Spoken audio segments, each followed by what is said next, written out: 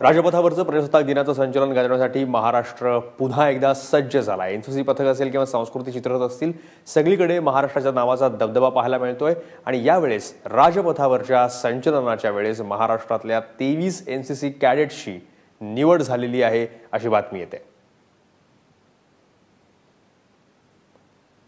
26 जानेवारीला राजपथावर वेगवेगळ्या राज्यांच्या सांस्कृतिक इतिहासाचं प्रदर्शन घडवणारी देखावे तर असतातच, पण त्यासोबतच लष्कराच्या, भारतीय लष्कराच्या, आर्मीच्या आणि नेव्हीच्या सर्व दलांचं जे संचलन असतं तेही आकर्षण असतं आणि त्यात एनसीसी कॅडेट्सना सुद्धा सन्मान दिला जातो। महाराष्ट्रातले 23 कॅडेट्स यंदाच्या संचलनामध्ये राजपथावर सहभागी होणार आहेत।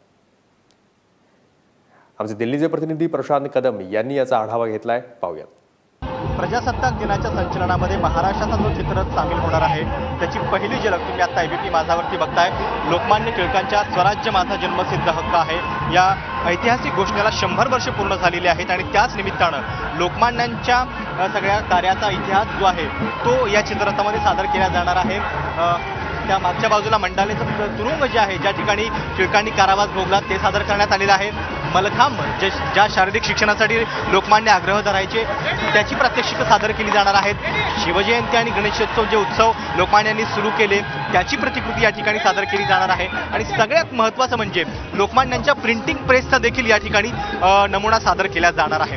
त्यामुळे अतिशय आकर्षक पद्धतीने हा चित्ररथ या ठिकाणी सादर केला जाणार आहे। आणि राजपथावरती हे सांस्कृतिक महाराष्ट्राचं दर्शन जे आहे ते उरणची ही टीम करणार आहे। महाराष्ट्राचं पथक अशा पद्धतीनं हा डान्स जो आहे तो राजपथावरती सादर करणार आहे।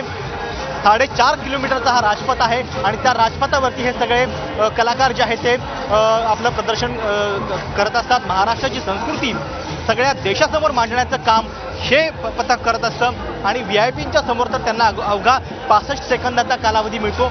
तेवढ्या कालावधीमध्ये त्यांना आपल्या सगळ्या सांस्कृतिक सोहळ्याची छाप जी आहे ती पाडायची असते। लेझिम डान्स जो आहे महाराष्ट्राचा तो यावेळी सादर केला जाणार आहे। खरं तर मागच्या वर्षी महाराष्ट्राचा चित्ररथ सामील नव्हता, कारण रोटेशन पद्धतीनुसार वेगवेगळ्या राज्यांना संधी दिली जाते आणि यावर्षी पुन्हा एकदा महाराष्ट्राचा चित्ररथ राजपथावरची परेड किंवा हे संचलन गाजवण्यासाठी सज्ज झालेला आहे। प्रशांत कदम, एबीपी माझा, नवी दिल्ली।